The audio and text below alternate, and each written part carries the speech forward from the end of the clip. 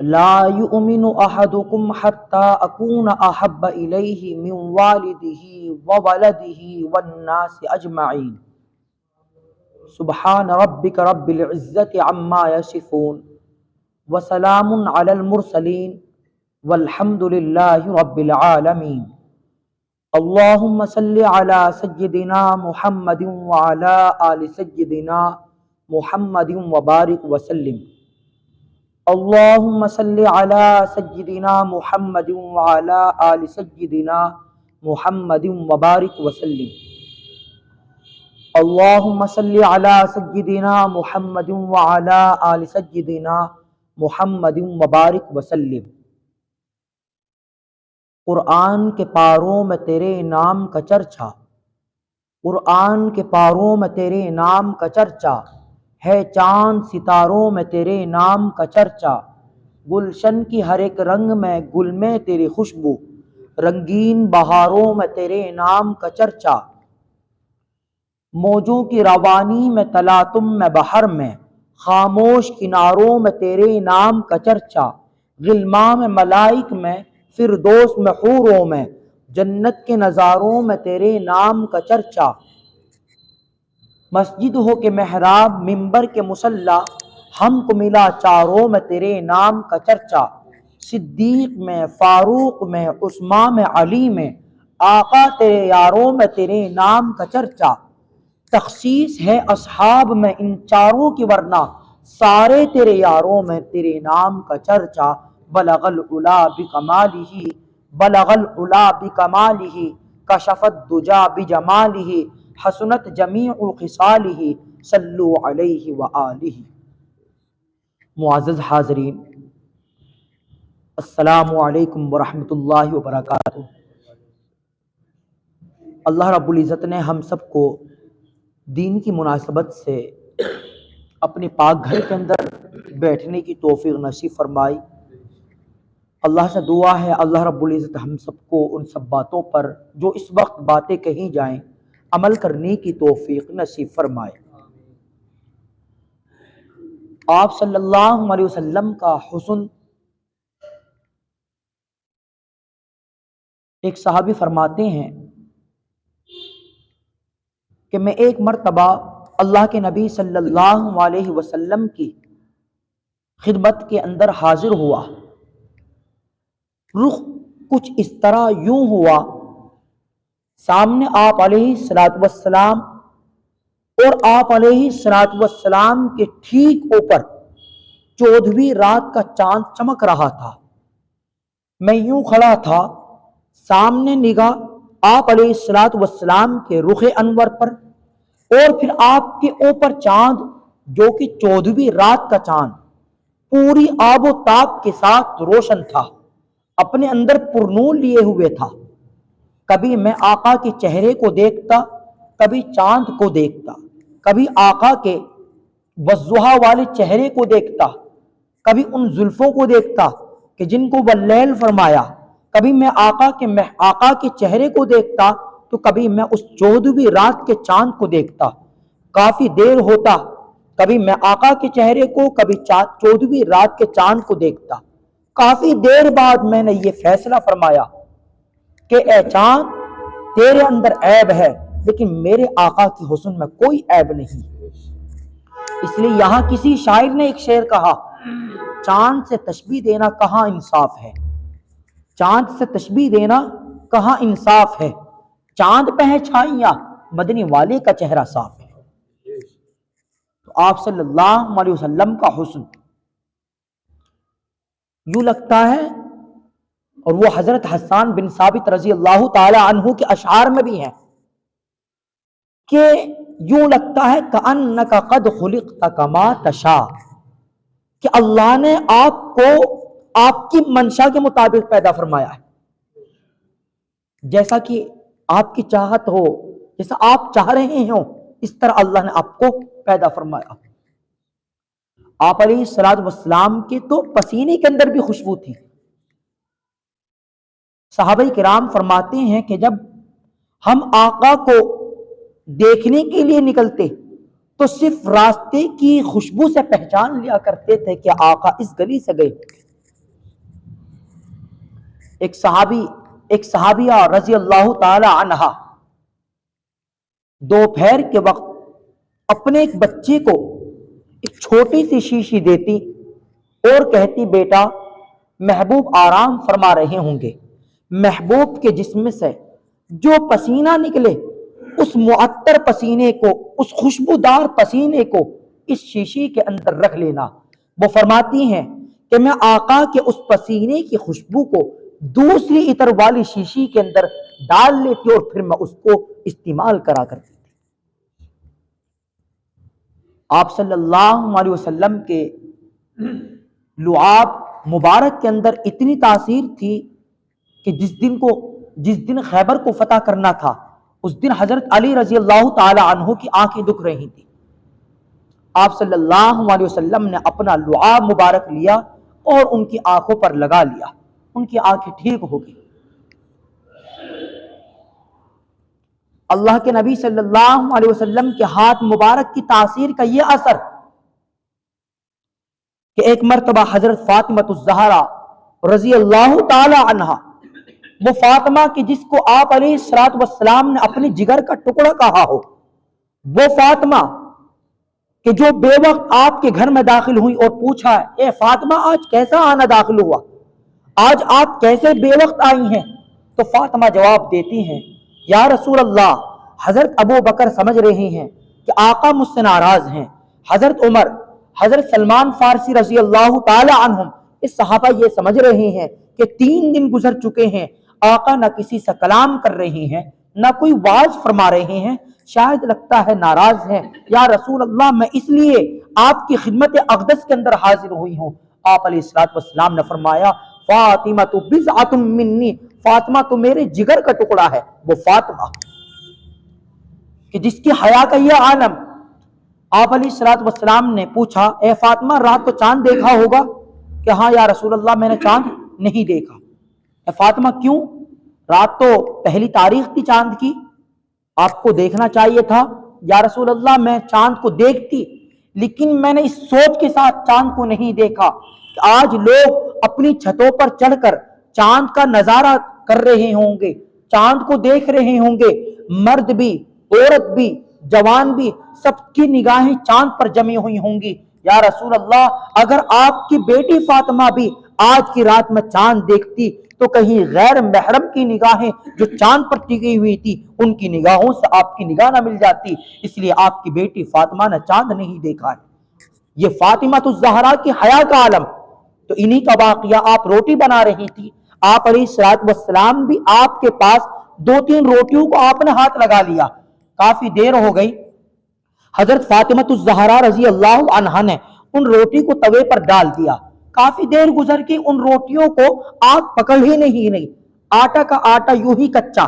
حضرت فاطمہ الزہرا رضی اللہ عنہا نے عرض کیا ابا جان 2-3 روٹیاں ہیں، ان کو آگ پکڑ ہی نہیں رہی ہے، آٹا کچا کا کچا ہے۔ اللہ کے نبی صلی اللہ علیہ وسلم مسکرا کر فرمانے لگے اے بیٹی فاطمہ شاید یہ وہی 2-3 روٹی ہوں گی جن 2-3 روٹی پر تیرے ابو کا ہاتھ لگا ہوگا۔ آپ علیہ الصلوۃ والسلام کا ہاتھ مبارک لگا تو آگ نے اثر کرنا ہی چھوڑ دیا۔ آپ صلی اللہ علیہ وسلم کے ہاتھ مبارک کی یہ تاثیر تھی۔ اور صحابہ کرام کا عالم، صحابہ کرام کی محبتوں کا عالم تو یہ تھا کہ آپ علیہ الصلوۃ والسلام پر اپنی جان، اپنا مال، سب کچھ قربان کرنے کے لیے ہر وقت تیار رہتے تھے۔ اور سب صحابہ کرام میں سب سے پہلا نمبر حضرت ابو بکر صدیق رضی اللہ تعالیٰ عنہ کا نمبر ہے۔ حضرت ابو بکر رضی اللہ تعالیٰ عنہ کو آپ علیہ الصلوۃ والسلام سے بے حد محبت تھی، بے پناہ محبت تھی، حتیٰ کہ حضرت ابو بکر رضی اللہ تعالیٰ عنہ تو سفر طائف میں بھی آپ کے ساتھ ہیں۔ آپ علیہ الصلوۃ والسلام کے جسم مبارک پر پتھر برسائے گئے، آپ کے قدم مبارک میں سے خون رس رہا تھا، ان تمام عالم کے ساتھ بھی حضرت ابو بکر آپ کے ساتھ ہیں۔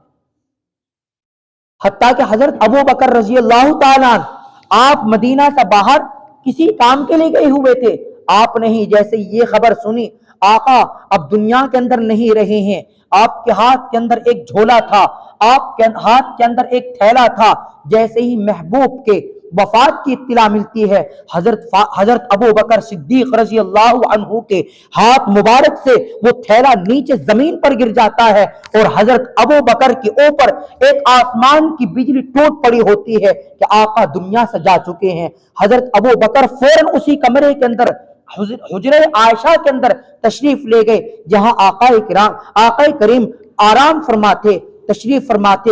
آپ کے چہرے مبارک پر چادر لپٹی ہوئی تھی۔ حضرت ابو بکر نے چہرے پر سے چادر کو ہٹایا، آپ کے چہرے کو بوسہ لیا اور فرمایا اے یا رسول اللہ، آپ کی حیات بھی پاک تھی اور آپ کی وفات بھی پاک ہے، آپ پر میرے ماں باپ قربان ہوں۔ یہ حضرت ابو بکر رضی اللہ عنہ کی محبت کا عالم ہے۔ غزوہ تبوک کے موقع پر آپ صلی اللہ علیہ وسلم نے فرمایا تھا کہ لوگوں تم اللہ کی راہ کے لیے مال اکٹھا کرو، مال جمع کرو، مال اللہ کی راہ میں لاؤ۔ چنانچہ حضرت عمر رضی اللہ تعالی عنہ نے ایک کام کیا، آپ آدھا سامان اپنے گھر چھوڑ آئے گھر والوں کے لیے، آدھا سامان اللہ کے نبی صلی اللہ علیہ وسلم کی خدمت اقدس کے اندر آپ نے لا کر رکھ دیا۔ آپ علیہ السلام نے کہا اے عمر یہ کیا ہے؟ فرمایا یا رسول اللہ آدھا مال گھر چھوڑ کر آیا ہوں، آدھا مال میں نے آپ کی خدمت کے اندر پیش کر دیا ہے۔ وہ سمجھ رہے تھے آج میں ابو بکر سے آگے بڑھ جاؤں گا نیکیوں کے اندر، آج میں ابو بکر سے آگے نکل جاؤں گا، لیکن اتنے میں ہی وہ عاشق رسول بھی آ گئے، وہ یار غار بھی آ گئے۔ حضرت ابو بکر صدیق رضی اللہ تعالیٰ عجیب حالت ہے، جسم پر کپڑا مبارک کون سا پہنا ہوا ہے، ٹاٹ کا لباس آپ نے پہن رکھا ہے، بوری کے اندر تمام گھر کا سامان رکھا ہوا ہے۔ آپ علیہ السلام نے آپ کی اس حالت کو دیکھا کہ ابو بکر کے جسم پر کپڑا ہے تو کون سا کپڑا ہے، ٹاٹ کا کپڑا پہن رکھا ہے۔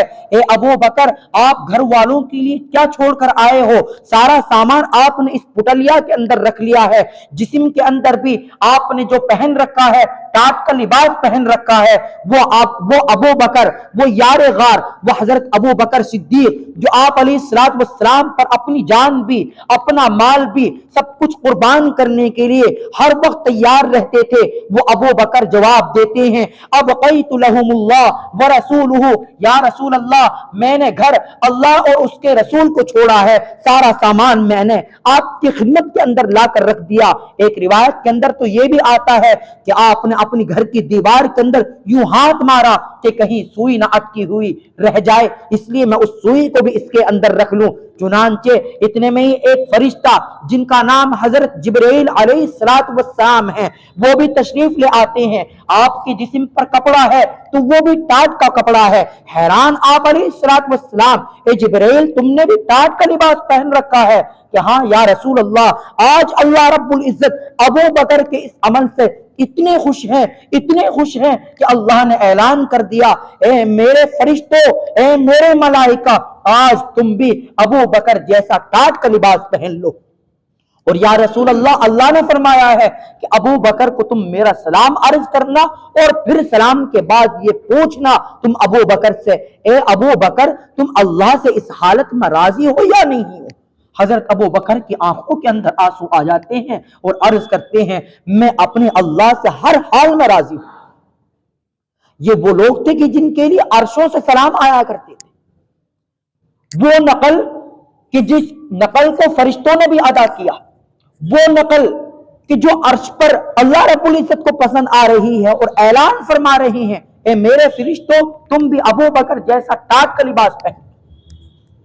یہ حضرت ابو بکر رضی اللہ عنہ کی آپ علیہ السلام سے محبت تھی، ایسی محبت غار سور کے اندر جب ہجرت کا حکم نازل ہوا تو آپ غار سور کے اندر 3 دن آپ نے وہاں پناہ لی اور محبوب کو اپنی گود کے اندر یوں لٹا لیا کہ آپ علیہ السلام کا چہرہ حضرت ابو بکر رضی اللہ تعالی عنہ کی جانب، جتنے سوراخ تھے اس غار سور کے اندر تمام سوراخوں کو بند کر لیا، ایک تھوڑا اتنے فاصلے پر ایک سوراخ باقی تھا، یوں بیٹھے ہوئے تو وہاں آپ نے ایڑی لگا دی، اس کے اندر زہریلا سانپ تھا۔ آپ علیہ